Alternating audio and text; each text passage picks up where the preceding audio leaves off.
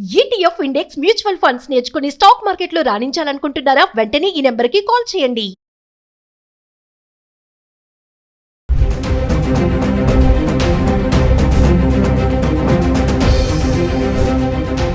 నమస్తే, welcome back to Suman TV. Present మనతో పాటు ఉన్నారు అనలిస్ట్ మందరి కృష్ణారెడ్డి గారు.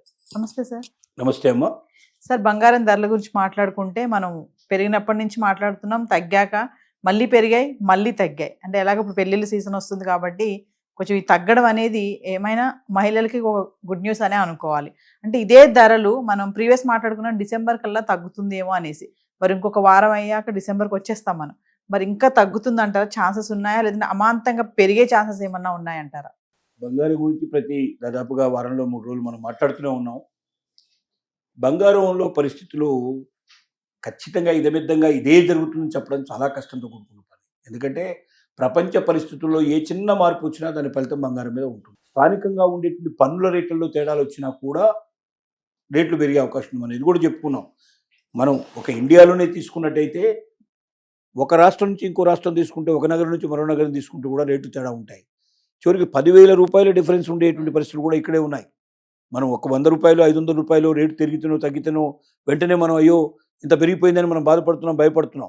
కానీ ఇక్కడిక్కడలోనే 1000 రూపాయల నుంచి 10,000 రూపాయల దాకా డిఫరెన్స్ ఉండేటువంటి పరిస్థితులు కూడా ఒక్కో రాష్ట్రాన్ని బట్టి, ఒక పరిస్థితిని బట్టి, ముఖ్యంగా పోర్టు దగ్గరగా దానికి ఉండేటువంటి, ఎందుకంటే ఎక్కువగా ఈ వాహనాలు పోర్ట్లోంచి, సీ పోర్ట్లోంచి పెద్ద పెద్ద నౌకల్లో, వీటికన్నిటి కూడా భద్రతతో కూడిన నౌకల్లో వస్తాయి కాబట్టి నౌకాయానం దగ్గరగా ఉండేటువంటి ఏరియాల లోపల సీ పోర్ట్ ఉండే దగ్గరికి కొంచెం రేట్లు తక్కువగా ఉండే అవకాశాలు ఉంటాయని, దానికి దూరంగా ఉండేటువంటి దగ్గర రేట్లు ఎక్కువ ఉంటాయని దానికి ఉదాహరణ కూడా మనం చెప్పుకున్నాం.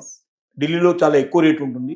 అదే చూస్తే కొచ్చిన్లో చాలా తక్కువ రేటు, మన కేరళలో చాలా తక్కువ రేటు కనబడుతుందని మనం ఇంతకుముందు మాట్లాడుకున్నాం మనం.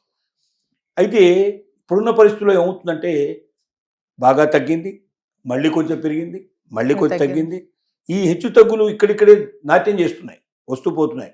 1,20,000 పైనే బంగారం అటు ఇటుగా తిరుగుతూ ఉంది.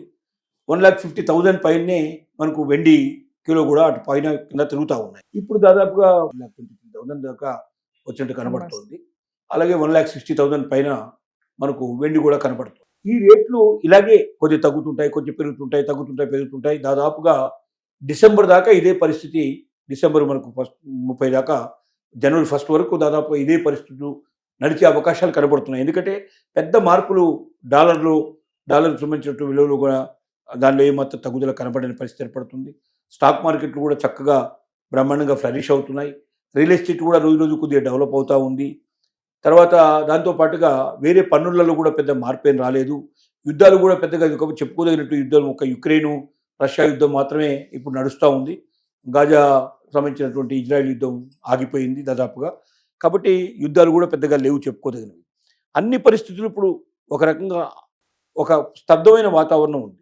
ఈ స్తబ్దమైన వాతావరణంలో మనకు ఎప్పుడు కూడా రేట్లు పెరగడానికి అవకాశాలు తక్కువ. ఏదైనా ఫ్లక్చువేషన్స్ వస్తే రేట్లు పెరగడానికి అవకాశం. ఉదాహరణకి స్టాక్ మార్కెట్లో ఫ్లక్చువేషన్స్ వచ్చాయి, బాగా పెరగడం కానీ బాగా తగ్గడం కానీ టకటక పడిపోవడం కానీ జరిగితే అయ్యో స్టాక్ మార్కెట్లో పెట్టుబడి పెడితే మనకు బాగా తగ్గిపోతుంది, బంగారంలో పెడితే నాకు స్థిరంగా ఉంటుందని చెప్పి ఇటువైపు రావడానికి ఎక్కువ మంది బంగారం డిమాండ్ పెరిగిపోతుంది, బంగారం రేట్లు బాగా పెరిగిపోయే అవకాశాలు ఉంటాయి. స్టాక్ మార్కెట్ ఎప్పుడైతే ప్రశాంతంగా నడుస్తుందో, పెరుగుతూనే ఉందో, పెట్టుబడులంతా అందులోకి వెళ్ళిపోతారు తప్ప బంగారం మీద పెట్టాలనే కోరిక పెద్దగా ఉండదు. కాబట్టి ప్రస్తుతం ఉన్న పరిస్థితుల్లో మనం చూసుకున్నట్టయితే రేటు ఇదే రకంగా ఫ్లక్చువేషన్ కొంచెం పెరగడం తగ్గడం వస్తే, కింది దాకా వస్తే 1,00,000 వరకు రావడానికి బంగారానికి అవకాశం ఉంది. మ్యాక్సిమం పోవడానికి వెళ్ళే ప్రయత్నం చేస్తే 140, 150 దాకా వెళ్ళే అవకాశం ఉంది.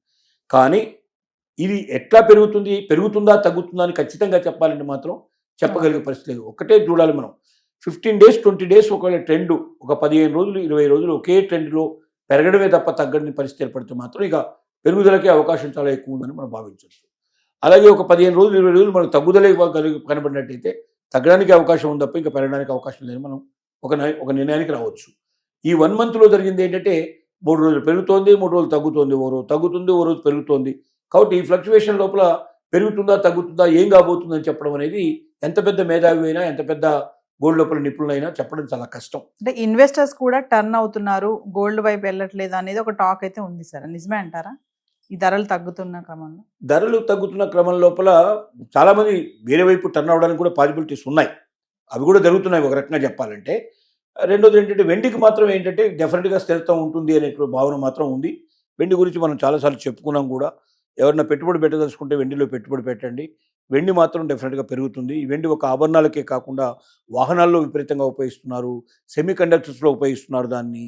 దాంతో పాటుగా మనకు సోలార్ దాంట్లో సిస్టంలో ఉపయోగిస్తున్నారు, ఔషధ పరిశ్రమలో ఉపయోగిస్తున్నారు. ఇలా రకరకాలుగా వెండిని రోజు రోజుకు విస్తరించేటువంటి పరిధి పెరుగుతోంది కాబట్టి మరి దాన్ని ఎక్కువగా మనం తీయడానికి కూడా చాలా కష్టం. రెండోది దీనికి తోడుగా అమెరికా లోపల అతి విలువైన లోహాలు ఏవైతే ఉన్నాయో ఆ లోహాల జాబితాలో వెండిని కూడా చేర్చారు. ఇంతకుముందు అతి విలువైన లోహాల్లో వెండి లేదు. ఇప్పుడు రాగి వెండిని కూడా చేర్చడం వల్ల వీటికి విపరీతమైనటువంటి క్రేజ్ ఏర్పడే అవకాశం, వీటికి వేరే పెట్టుబడులు ఎక్కువ పెట్టడానికి పాసిబిలిటీస్ ఉండేటువంటి పరిస్థితులు కనబడ్డాయి. కాబట్టి వెండి రేటు పెరగడానికి పాసిబిలిటీస్ కనబడుతున్నాయి తప్ప బంగారం రేటు మాత్రం పెరగడానికి అంత స్పష్టంగా మనకు అవకాశాలు కనబడడం లేదు. పెరగకపోవచ్చేమో అనే ఎక్కువ మంది భావిస్తున్నారు. పెరిగినా కొద్దిగా తేడాలు ఉంటాయి తప్ప గబుక్కున ఒకేసారి మళ్ళీ ఇంతకుముందు అనుకున్నట్టుగా 2 లక్షలకు వెళ్ళిపోతుందేమో అనే పరిస్థితి లేదు. ఇక్కడ కూడా ఒక 10,000 రూపాయల డిఫరెన్స్ తోటి అటు ఇటుగా ఊగే అవకాశాలు ఉన్నాయి. కొన్ని రోజులు అటు కొన్ని రోజులు ఇటు ప్రయాణం చేసే అవకాశం ఉన్నాయి. ఏదైనా పెద్ద మార్పు సమాజంలో సంభవిస్తే తప్ప ప్రపంచంలోనే సంభవించాలి. ఒక భారతదేశం మీద సంభవించడానికి సంబంధం కాదు. ఒక భారతదేశంలో పన్నుల వల్ల కొద్దిగా 500 రూపాయలు 1000 రూపాయలు డిఫరెన్స్ పెరిగే అవకాశాలు ఉండొచ్చు, తగ్గే అవకాశం ఉండొచ్చు తప్ప అంతకన్నా తేడా ఉండవు. కానీ ప్రపంచంలో జరిగే సంఘటనలు మాత్రం ఇది ఎక్కడికో తీసుకెళ్లే అవకాశం ఉంది. డెఫినెట్గా మార్పు చేర్పు జరగాలంటే ప్రపంచ పరిధిలో జరిగేటువంటి ఏ ఒక్క సంఘటన అయినా దీనికి దారి తీసే అవకాశాలు ఉంటాయి. అది ఎలా జరుగుతుందో, ఏం జరుగుతుందో, జరగకపోవచ్చు, జరగవచ్చు, మనకు తెలియదు. ఏ నిమిషానికి ఏం జరుగుతుందో మనకు తెలియదు. కాబట్టి గుడ్డిగా ఏదో పెరిగిపోతుందని చెప్పడం కానీ, గుడ్డిగా తగ్గిపోతుందని చెప్పడం కానీ సరైనది కాదు. కొనదలుచుకున్న వాళ్ళు కూడా నిలకడగా వచ్చేదాకా, బ్యాలెన్స్ వచ్చేదాకా ఆగడమే మంచిది. తొందరపడి కొనొద్దని మనం మరొకసారి వాళ్ళకి తెలియజేస్తున్నాం. Thank you.